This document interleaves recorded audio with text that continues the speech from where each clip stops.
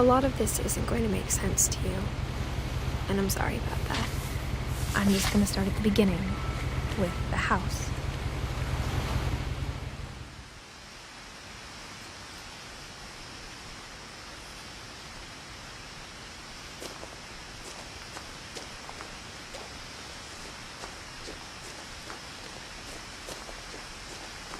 I lived here until I was 11, but I wasn't allowed inside half the rooms.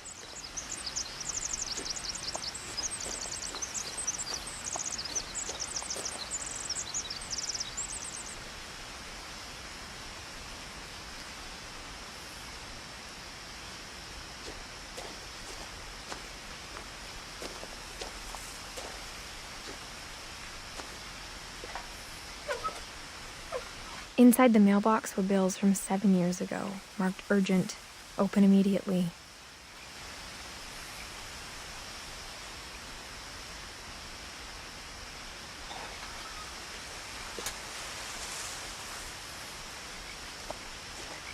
I hadn't been back since my brother Lewis's funeral.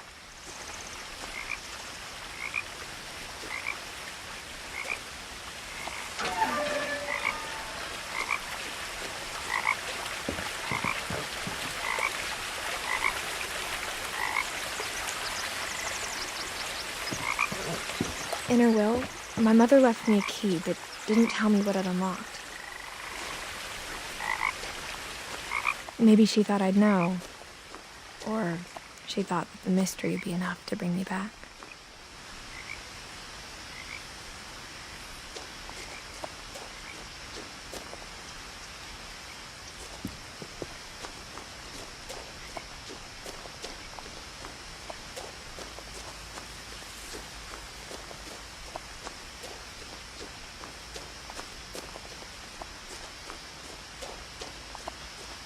No one had driven this way in a long time, but I saw a few hoof prints.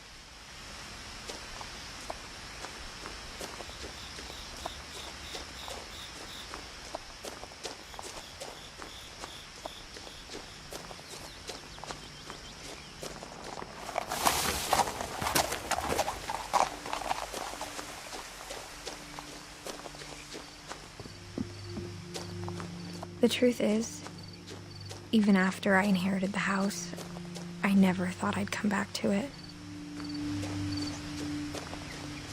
But now I had questions about my family that only the house knew the answers to.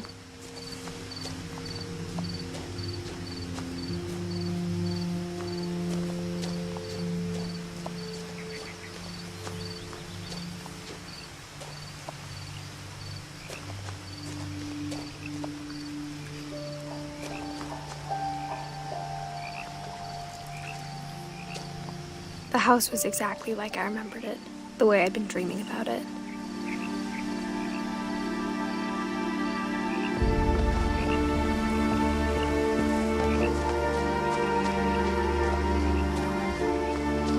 As a child, the house made me uncomfortable in a way I couldn't put into words. Now, as a 17-year-old, I knew exactly what those words were. I was afraid of the house.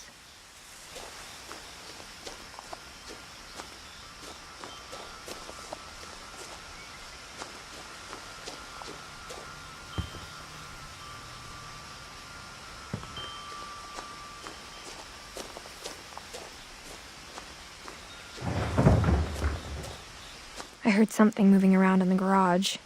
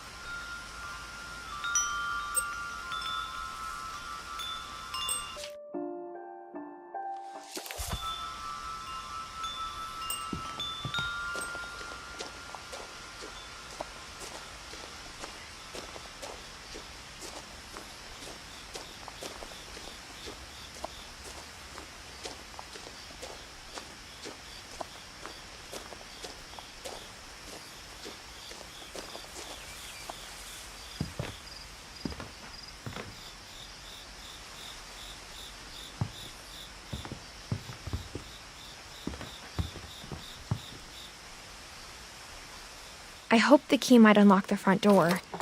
It didn't.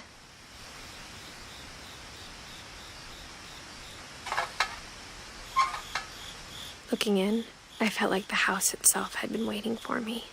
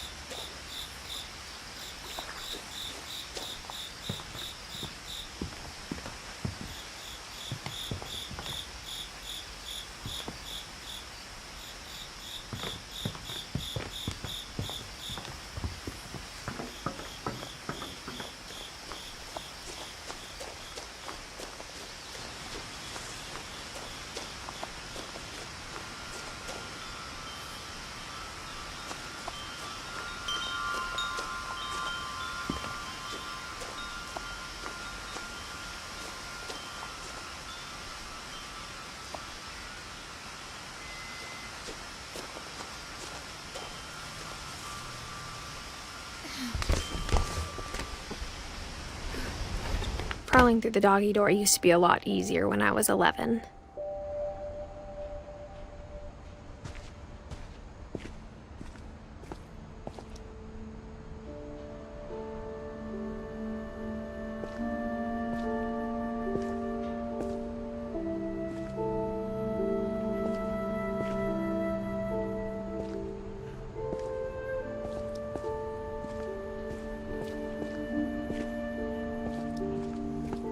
For the first time in years,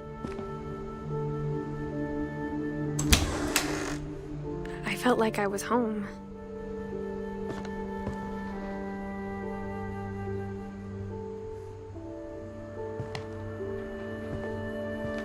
But instead of a family, there were just memories of one.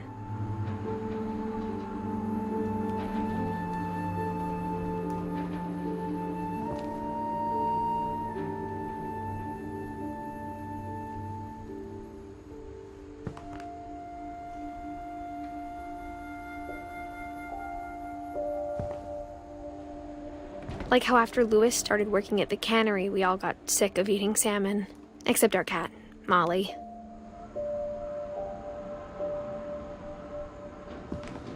Or how only one restaurant would deliver to our house, so we had Chinese a lot.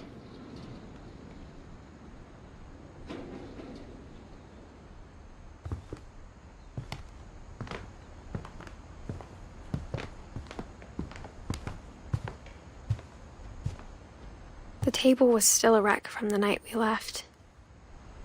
It was like a bomb had gone off, killing everyone but sparing the furniture.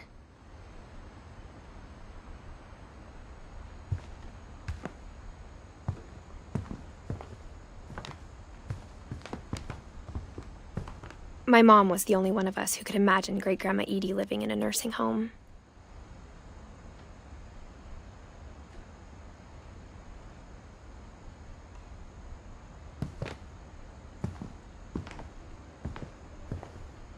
Nothing in the house looked abnormal.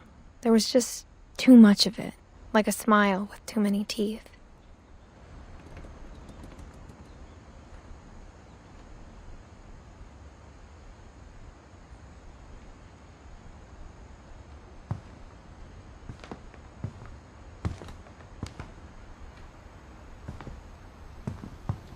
Even the fireplace had a story. Edie told me the bricks came from the original house, after it sank.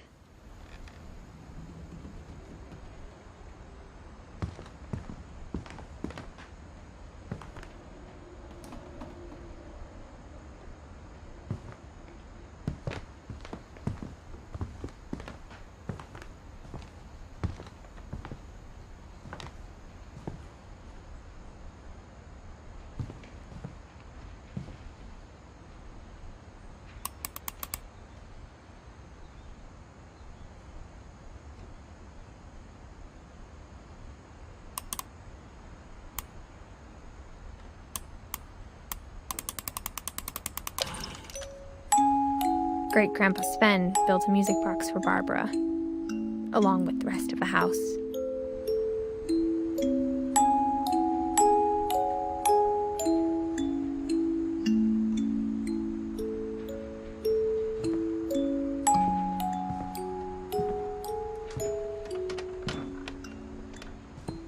A lot of things got left behind in the whirlwind of that last night.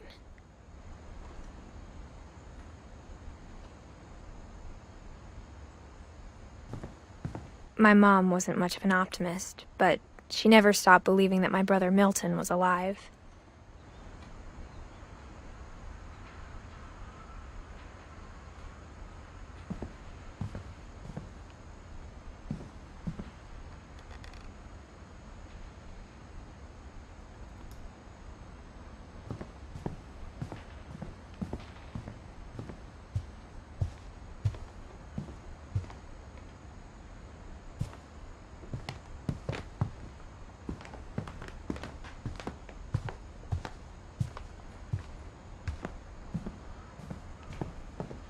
Mom always told me to stay out of the basement, so I wasn't too surprised when the key didn't fit.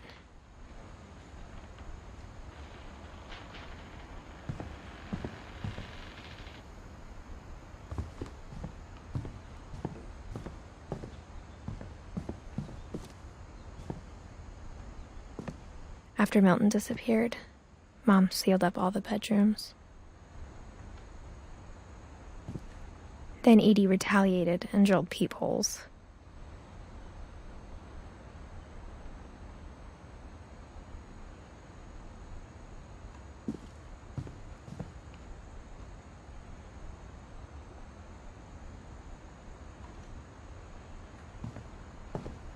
I spent a lot of time playing in Great Uncle Walter's room. I think my mom sometimes regretted not sealing it up.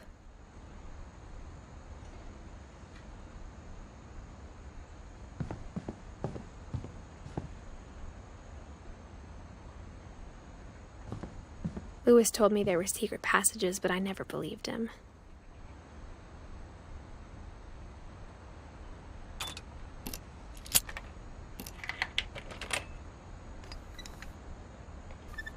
Turns out, my mom was really good at keeping secrets.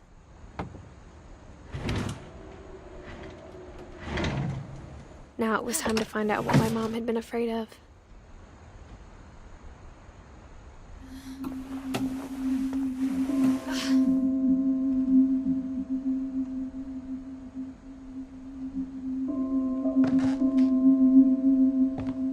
Reading this, maybe it sounds like I had a plan.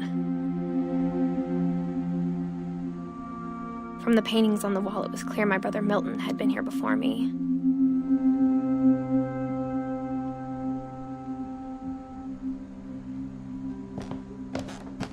But I had no idea what was behind that door.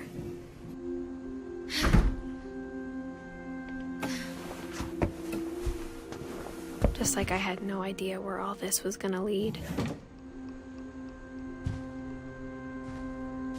I grew up looking at Molly's room through the peephole.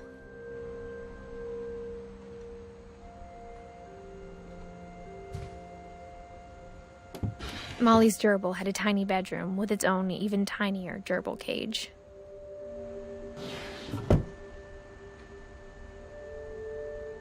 Being inside for the first time, I felt like I'd stepped behind a painting.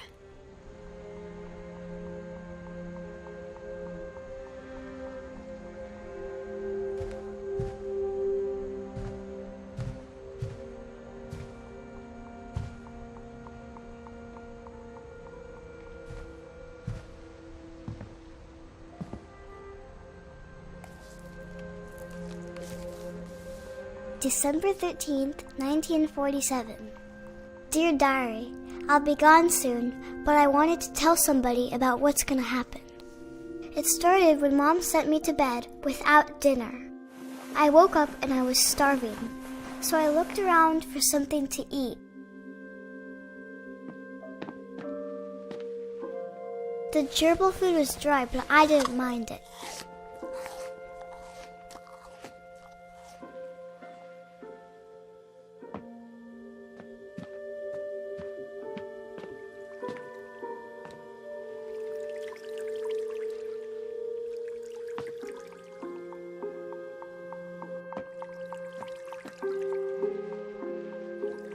I thought about eating Christopher, but I held back.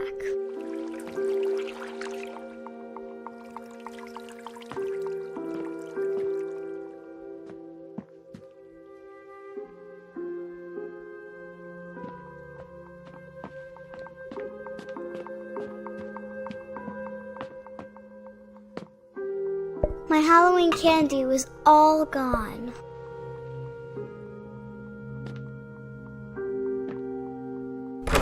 Mom, can I come out now? Sweetheart, it's late. Go to sleep.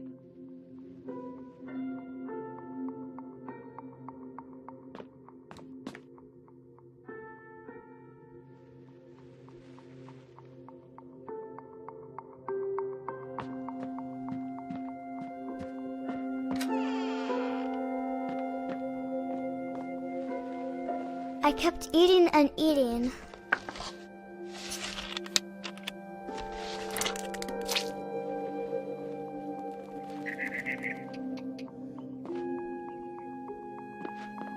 I ate a lot of things that night.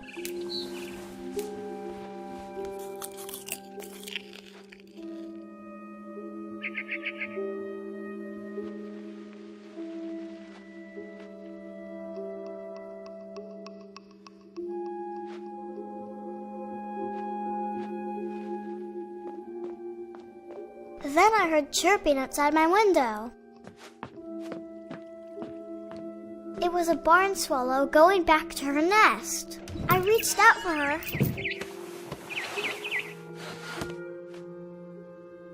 And suddenly, I was a cat.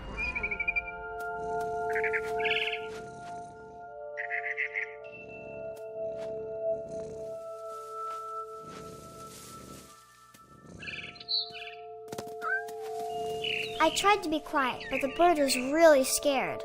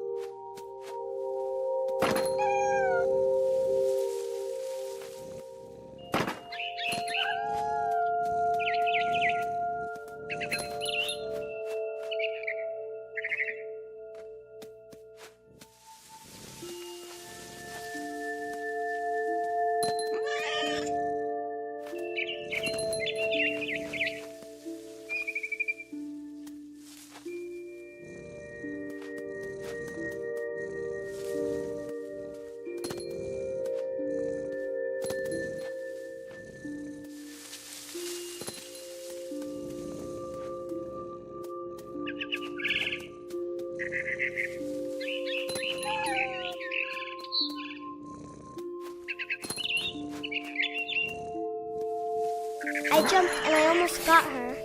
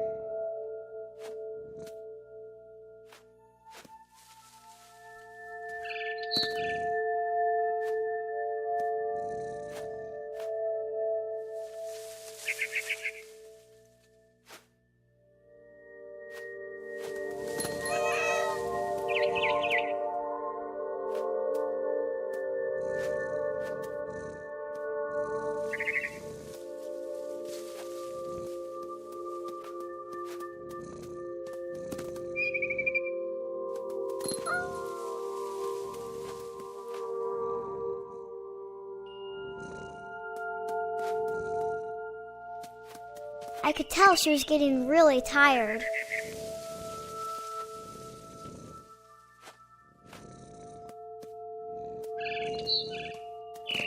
Now I was up in the big tree. I promised Dad I wouldn't climb it anymore. All I cared about was eating that mama bird.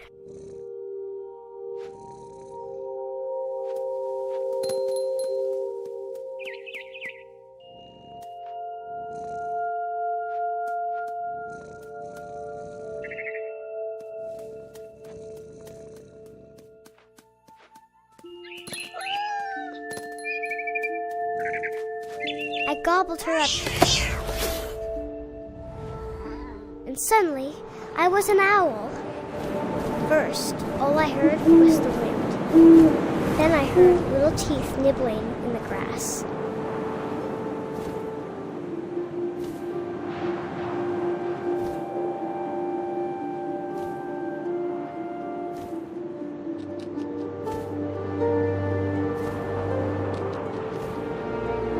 Rabbits.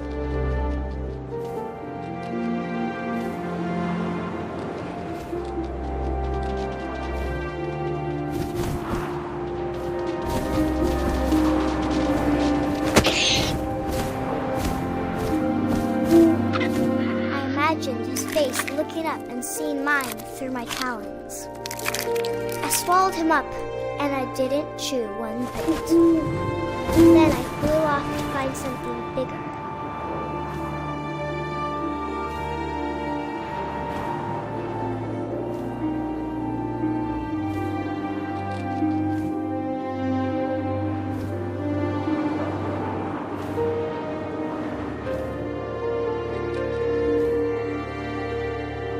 A mama rabbit.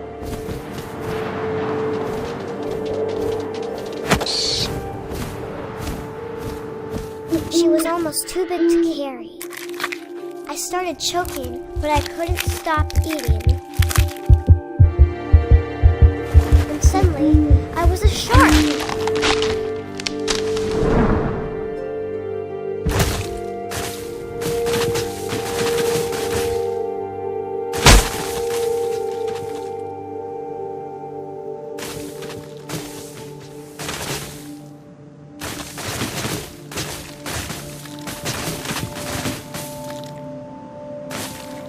I rolled off a cliff and into the ocean. Now, I was hungrier than ever.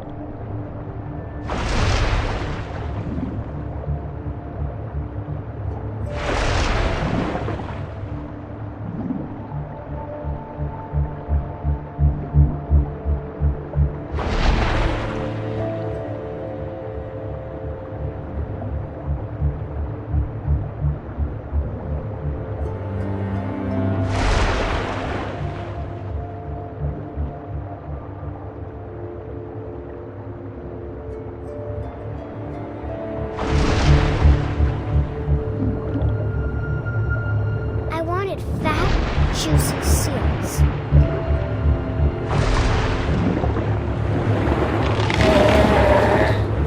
I tore off her flipper, and it tasted really good.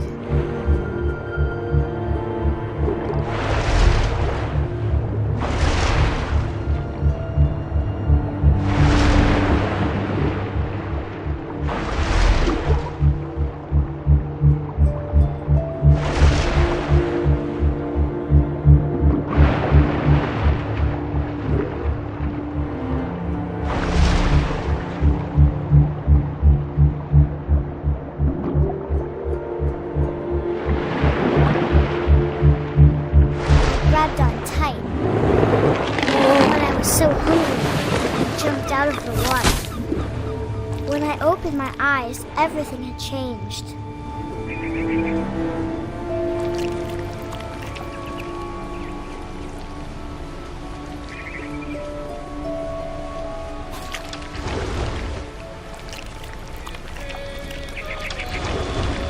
Now I was a monster, and I smelled people everywhere.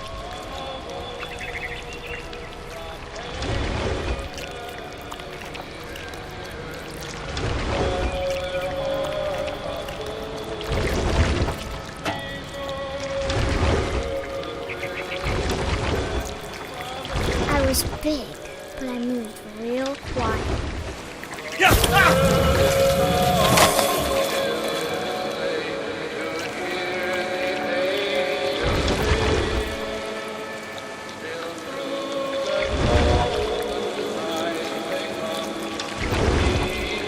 I wanted to stop, but also I didn't.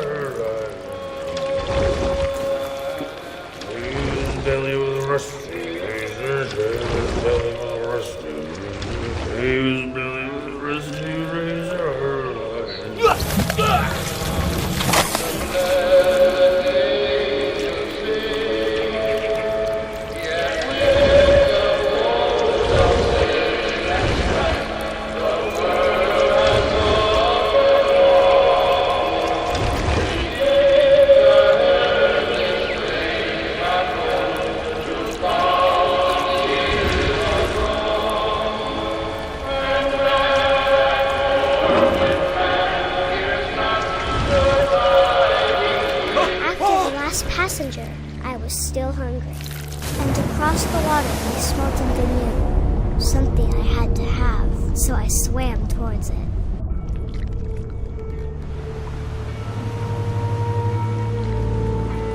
I slithered onto the sand, and the good smell went into an old pipe.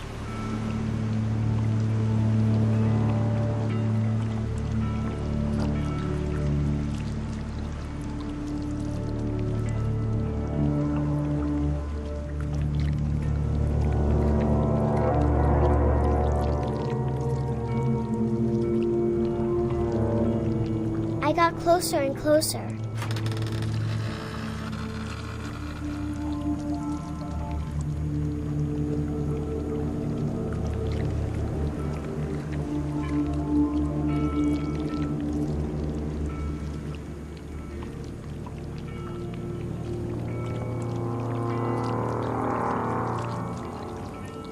All of my stomach started growling. And suddenly, I was me again. I held my breath for a long time, but I couldn't hear anything. I think it's waiting for me to fall asleep. But it's not going to wait much longer. It needs to be, and we both know I will be delicious.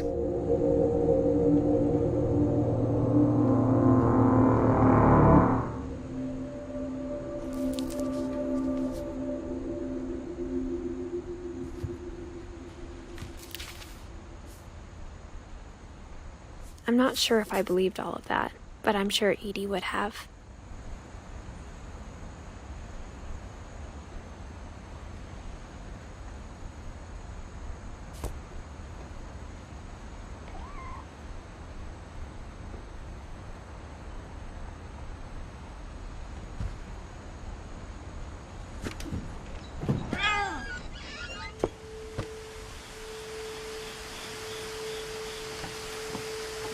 This will be obvious later, but my mom never told me any of these stories.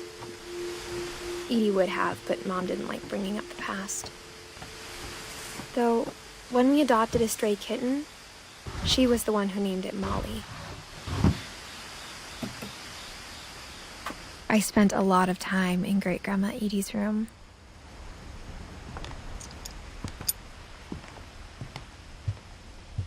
Her room was like a museum. For 500 years, the Finches have been famous throughout Norway for their fortune and misfortune.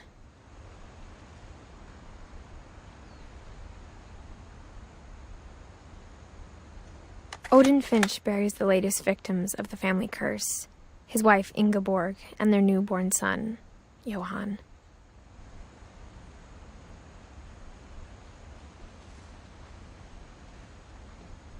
On January 7th, 1937, he set sail with his family and his house, hoping to leave the curse behind.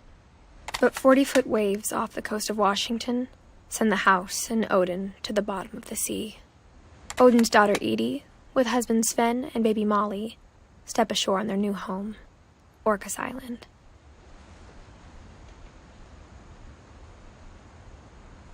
Odin Finch is the first to be buried in the new family cemetery.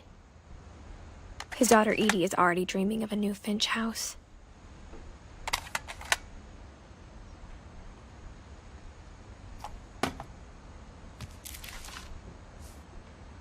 Whatever's wrong with this family, it goes back a long ways.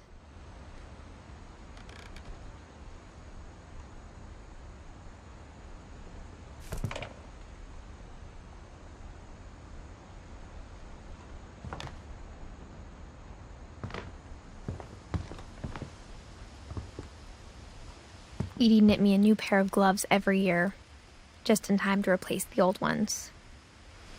Louis died a week before we left, but Edie had already started to memorialize him.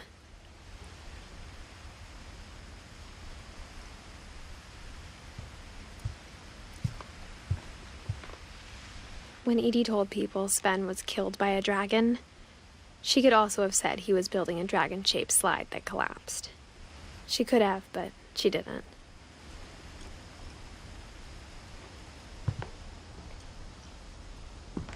Even in her 90s, sometimes Edie seemed a lot younger than my mother. The only trace Grandpa Sam's first wife Kay left on the house was the pink bathroom.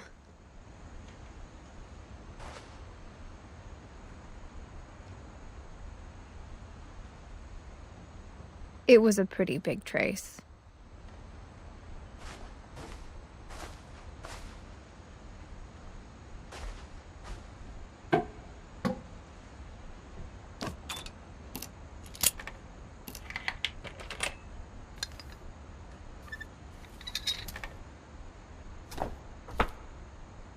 There's a secret in this bathroom.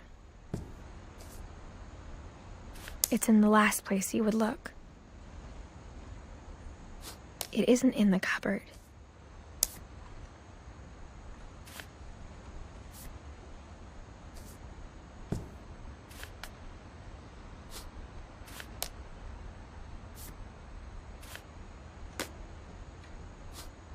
It's hidden in this book.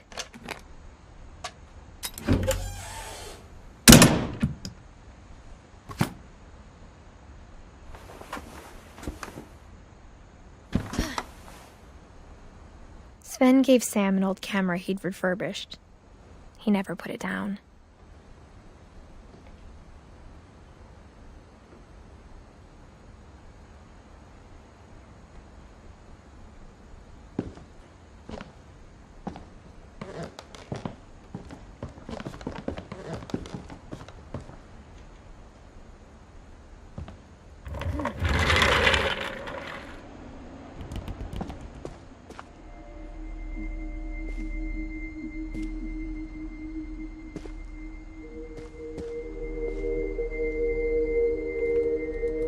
I knew Grandpa Sam had a twin, and that he never talked about him.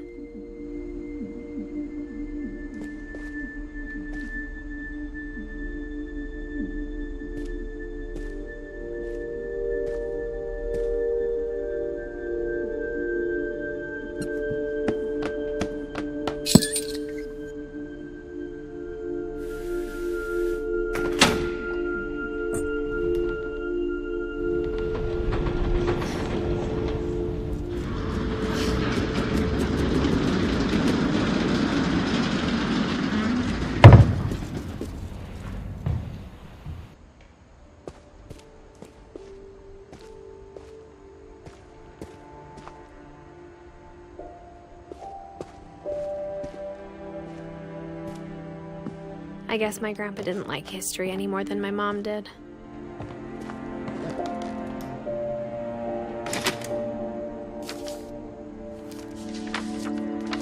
How I Want to Remember My Brother by Sam Finch. The thing I remember is that when he made up his mind, that was it.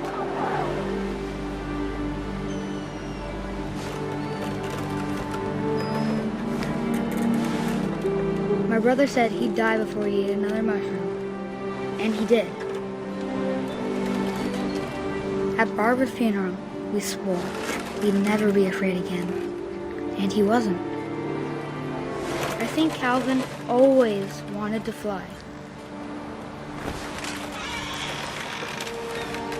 Sam! Calvin! Dinner's ready! Coming! But that day, he finally made up his mind to do it. I told him going around was impossible. Maybe if I hadn't said that, Calvin! I'm not gonna tell you again! maybe if the wind hadn't picked up, then maybe he'd still be here. But I doubt it. I think he'd already made up his mind. That's what I want to remember about my brother.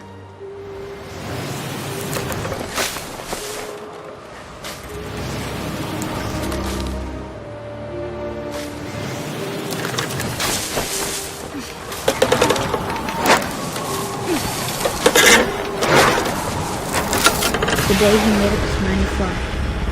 And he did.